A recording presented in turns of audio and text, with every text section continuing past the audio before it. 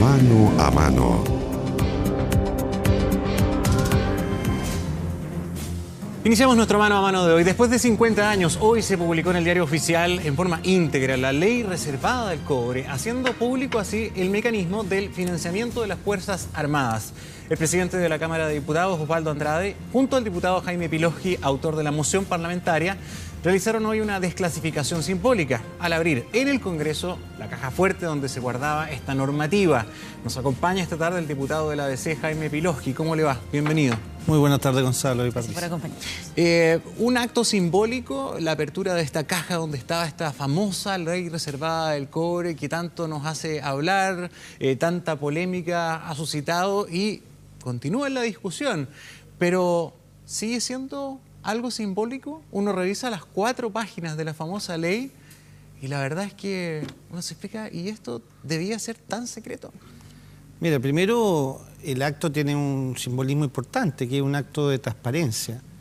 En pleno siglo XXI no es posible que haya leyes secretas o reservadas. No cabe en la cabeza de los ciudadanos, los que nos están escuchando, cómo es posible que una ley sea secreta o reservada.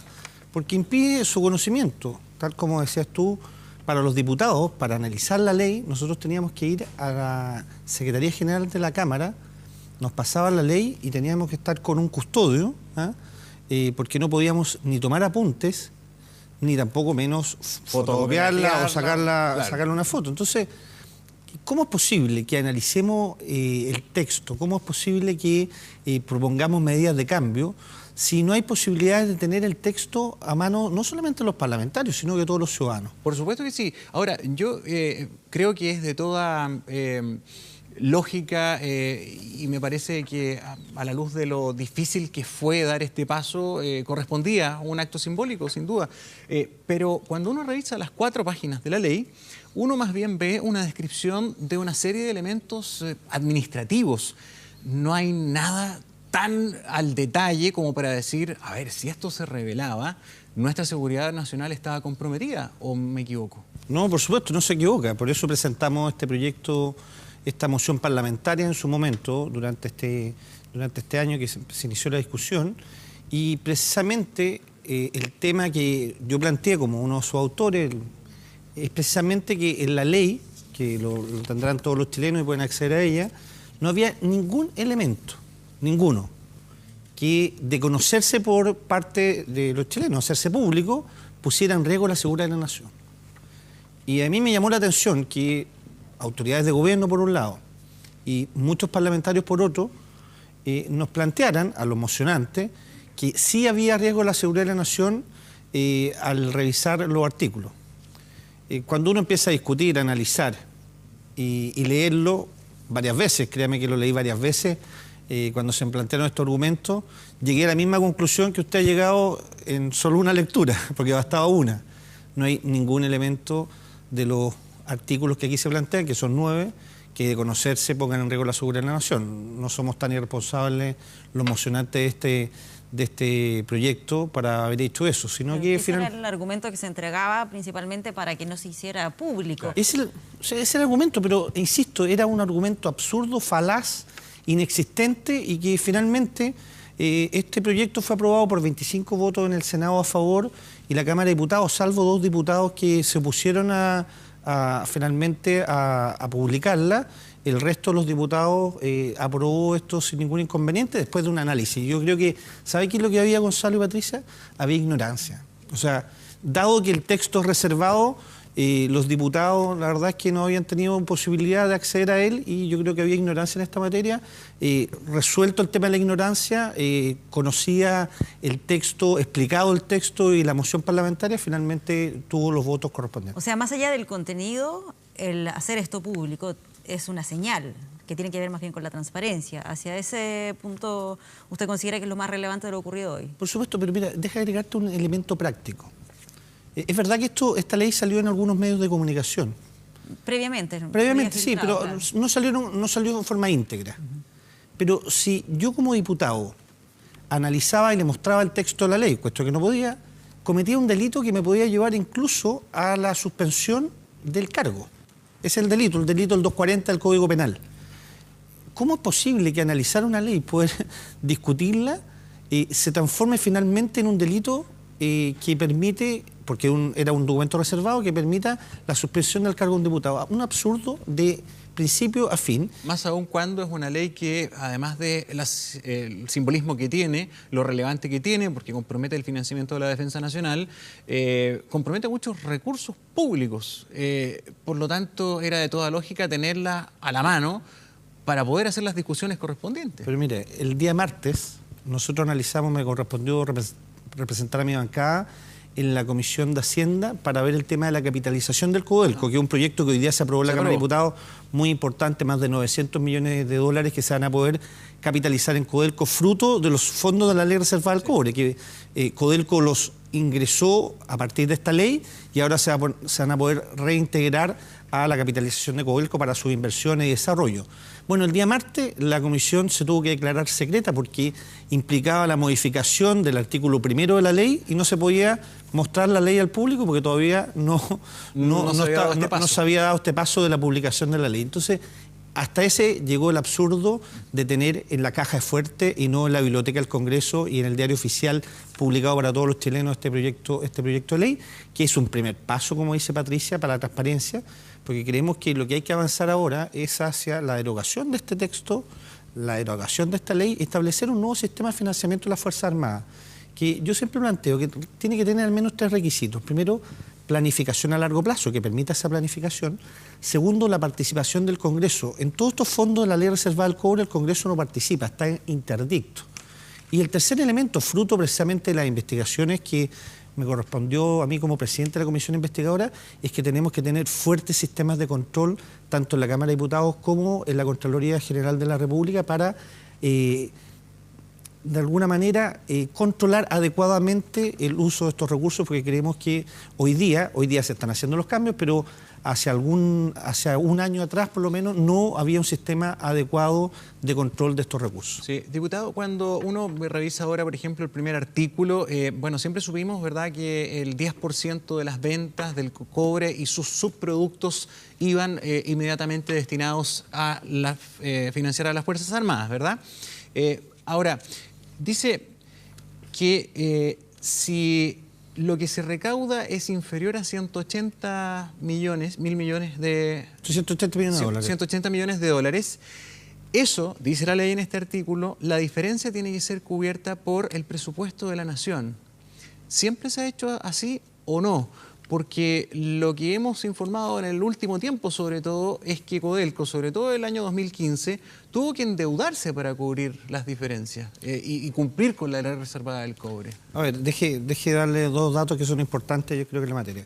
Primero, lo que se sabe ahora, que también el cobre y sus subproductos. Sí, no era solo el cobre. No era un tema que estuviera en boca de todo. Segundo, cuando usted habla de los 180 millones, es verdad que el texto de la ley hoy día dice 180 millones, pero hay que actualizarlo a partir de una moneda, digamos, de acuerdo a unos índices norteamericanos, y hoy día... Son como 340. Entre 340 y 350 millones de dólares el piso actual. Y la verdad es que este mecanismo no se ha utilizado, ese es el piso. Porque en la práctica, le digo los datos de Codelco, entre el año 2006 y el 2015 Codelco ingresó a través de esta vía 12.164 millones de dólares, es decir, un promedio de 1.200. Entonces, bastante más del piso. Bastante más del piso. Sí. Entonces, cuando está el precio del cobre muy alto, la verdad que esto del piso no hay ningún problema. Pero no fue lo que pasó hace poco. No pasó eso. Mire, sabe que eso es lo que se ha planteado en términos un poquito técnico, pero ¿cómo funciona el sistema? Cuando vende Codelco al exterior, el Banco Central le descuenta de inmediato el 10%. Entonces nunca hubo problemas para pagar esto, porque te descuentan de inmediato. Y te traspasan el 90% a Codelco. El 10% lo traspasa Banco Central después a Tesorería, y Tesorería a las Fuerzas Armadas y a la cuenta 4 de del Ministerio de Defensa Nacional, que ocupa estos fondos cuando los proyectos no es necesario tantos recursos para los proyectos de la Fuerza Armada, y esto se va al Fondo de Contingencia Estratégico en el extranjero, que son alrededor de 4.200 millones de dólares que están afuera. Entonces, nunca hubo un problema para pagar esto. Lo que pasa es que fruto de que Codelco tiene que pagar este 10%, al final quedaba sin recursos para poder desarrollar sus inversiones y tenía que pedir tenía que endeudarse para poder desarrollar invertir esos proyectos. ¿Fruto de qué? De que tuvo que pagar este 10%. Pero se lo sacaban de inmediato del sistema. Qué bueno explicarlo, porque muchas veces quedó la imagen, que a mí por lo menos me quedó la imagen que Codelco incluso se había tenido, al menos el último año, que endeudar para cumplir el pago del financiamiento de las Fuerzas Armadas. No, porque te lo sacan de inmediato. Pero en la práctica también se produce eso. Claro. Como pagué 10% inmediato, me quedo sin capital y al final tengo que endeudarme para eso. Pero es lo mismo, pero no es igual. No es igual, pero es buena la precisión. Claro. Dado que tenemos tiempo para poder precisarlo, lo hemos precisado. Sí, antes de ir al fondo, que tiene que ver con los cambios que se supone se debiera hacer a esta ley, me queda una duda con el artículo 3, donde se mencionan ahí algunas cuentas. ¿Eso se conocía ya esa información? No. ¿Ese es el lugar donde se depositaba el dinero? ¿Ustedes tenían ese antecedente? No, yo créame que la leí varias veces, pero en la Secretaría de la Cámara, así que algo conocía de estas cuentas. Ya. La gran discusión, mira, habían 3 temas, si me permiten, que ponían, comillas, en riesgo la seguridad de la nación. Se planteaba que conocer el 10% de las ventas Codelco, eso era por todo el mundo conocido. Sale en el libro Blanco de la Defensa del año 2010. El segundo tema que se ponía en discusión como tema relevante que ponía en riesgo la seguridad de la nación era este 180 millones que hemos señalado que son 350. En la práctica también se ponía como problema para publicar. Y el tercero y más importante para algunas autoridades y particularmente para algunos diputados eran estas famosas cuentas que dicen 91, ahora lo podemos decir sin cometer ningún delito, yo tenía que inventar los números cuentantes. 9151, 9152, 9153 de la ley 13.196. ¿Y qué es lo que son? Son cuentas de identificación del Ejército, la 51, de la Armada, la 52, y de la FACH, de la Fuerza Aérea, la 53. Son cuentas de identificación, no son cuentas corrientes. Son cuentas como, esto tiene que llevarse una contabilidad, no está dentro de la contabilidad de la nación, eso lo señala el artículo 8º, 9º, pero tiene que llevarse contabilidad igual. Entonces, para identificar, Patricia el número 1, Gonzalo el número 2, Jaime Piloski el número 3, es para identificar, y claramente no ponía el récord de seguridad de la nación. Entonces, nuevamente, dado que como el texto no se conocía, no se discutía adecuadamente, algunos pensaban que eran cuentas corrientes. No eran cuentas corrientes, cuentas de identificación. ¿Y qué son las cuentas extracontables? Es que cuentas extracontables significa primero que no también están, son mencionadas ahí. Sí, lo que pasa es que no está dentro de la contabilidad general de la nación. ¿Quién contabiliza esto? No, lo contabiliza la Tesorería, el Ministerio de Defensa y el Ministerio de Hacienda, pero no en las cuentas de final cuando uno analiza el presupuesto de la nación, estos datos no están incorporados. Lo que no ha salido de la caja fuerte y probablemente técnicamente no va a salir, sino hasta cuando haya otro sistema, es a dónde se va esta plata. ¿En qué se usa esta plata? ¿Se rinde cuenta de qué se gasta, qué no se gasta? Todo eso también... ¿Cuánto acceso hay a esa información, claro, esas cuentas extracontables? Por supuesto, mira, las cuentas siguen siendo, no las cuentas, sino que los montos involucrados siguen siendo reservados para limitar las expectativas que la gente cree que aquí... Y el uso que se les da. Y el uso que se les da. Pero y ahí sí hay un tema de seguridad nacional, ¿no? Ahí, en algunas partes, mira, me gustaría, si tenemos tiempo, explicarlo, pero mira, ¿cuánto del monto total? Dijimos que 1.200 millones de dólares anuales en los últimos 10 años. Insisto, no todo ha ido a las Fuerzas Armadas, sino que hay una parte que ha ido a los fondos de contingencia estratégico, porque tú no tienes para gastar en un año 1.200 millones de dólares en material bélico y en mantención del material bélico. Entonces se crea esta cuarta cuenta y estos fondos no se invierten en Chile, sino que en el exterior. Y estos son los recursos que ahora se van a ocupar para traerlos nuevamente a Codelco. ¿Cuánto se invierte en promedio en las Fuerzas Armadas en mantención del material bélico y en la adquisición? Alrededor de 600 millones de dólares. Ese es el promedio que está involucrado en esta materia. O sea, la mitad se usa. La mitad se usa. Este año yo creo que un poco menos, pero hasta el año pasado son esos más o menos los porcentajes, los montos involucrados en esta materia. Perdón, de información que entrega las propias Fuerzas Armadas. Por supuesto, el Ministerio de Defensa... Y ese es el control que se va a realizar. Por supuesto. Entonces, la pregunta es, ¿habían los controles suficientes? Particularmente el caso que me tocó analizar a mí fue el Ejército, para poder manejar adecuadamente, no los 600, porque acuérdense que va a las distintas instituciones, pero van a manejar los fondos que adquiría material bélico y la mantención del potencial bélico. Nosotros en la comisión investigadora, que tenemos el informe, que es público también, llegamos a la conclusión que aquí había una grave negligencia en los sistemas de control, particularmente en el CAF. ¿Qué es lo que era el CAF? Comando Apoyo de la Fuerza, que maneja y administra los fondos de la Ley Reservada del Cobre al interior del Ejército. Pero también había un problema de control en el Ministerio de Defensa. Mire, solo un dato que yo creo que es bien relevante. Más de 1.000 millones de dólares, tal como lo escucha. 1.000 millones de dólares que no fueron revisados por el Ministerio de Defensa de rendiciones que le entregó el Ejército entre el año 2011 y el 2015. O sea, el Ejército trimestralmente, más que en virtud de la ley, en virtud del decreto que regula esta ley, que es el 124, establecía que se tiene que entregar trimestralmente las rendiciones de cuentas. Bueno, el Ejército lo entregaba con todos los documentos. Al Ministerio de Defensa. Al Ministerio de Defensa, particularmente la Subsecretaría de Fuerzas Armadas del año 2011, y no se revisaron. Más de 1.000 millones de dólares involucrados. Ahora se están tomando las medidas a partir de este informe. El ministro se comprometió. Se recibía y quedaban, se quedaban apilados en un cuarto. Entonces la pregunta que uno se hace, si no habían controles en el Ejército, si no habían controles en el Ministerio de Defensa, si habían limitados controles por parte de la Contraloría, porque también hubo un problema con la autolimitación que hizo Contraloría a partir del año 2009 de sus facultades para poder revisar y controlar estos fondos. Entonces, finalmente se creó una tormenta perfecta de que no hubo sistemas de control adecuados para poder auditar estos fondos que son, como usted ve, bastante relevantes. Más de 1.000 millones de dólares que no fueron revisados. Lógicamente, el fraude que se produjo en el Ejército es bastante más acotado, de 5.500. Pero ese fraude, por ejemplo, ¿se podría haber detectado si el Ministerio de Defensa hubiese hecho ese trabajo de fiscalización y control? Yo creo que sí. ¿Por qué? Porque dentro de las facturas que se utilizaron, dentro de estos 5.500 millones de pesos, se ocuparon facturas ideológicamente falsas, que no se hizo la prestación de servicio.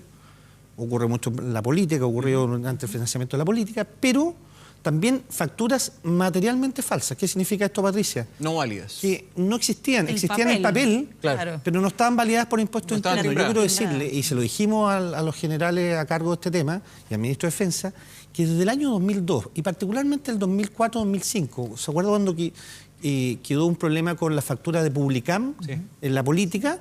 Se estableció un sistema que usted va, revisa la factura, le entregan a usted una factura, cualquiera puede hacerlo, pone el RUT, el número de factura y aparece si está autorizada por impuestos internos. Bueno, varias facturas que fueron pagadas por el Ejército no tenían esta autorización de impuestos internos. Entonces, que es una manera simple de fiscalizar. Cualquier revisión, mire, nosotros que nos dedicamos, pero yo que fui parlamentario por primera vez, cada una de las facturas que entregamos después de la rendición fue revisada si estaba en sistema de impuestos internos, porque es básico, es público, gratuito, no hay que hacer ningún elemento. Diputado, y parece básico revisar si la factura existe o no. Sí, es que todo parece tan básico, pero uno escucha como ciudadano y dice, a ver, cuando mi vecino que tiene un almacén no paga sus impuestos, se le va una boleta, lo pillan, le caen con todo encima, no le sale gratis, lo multan.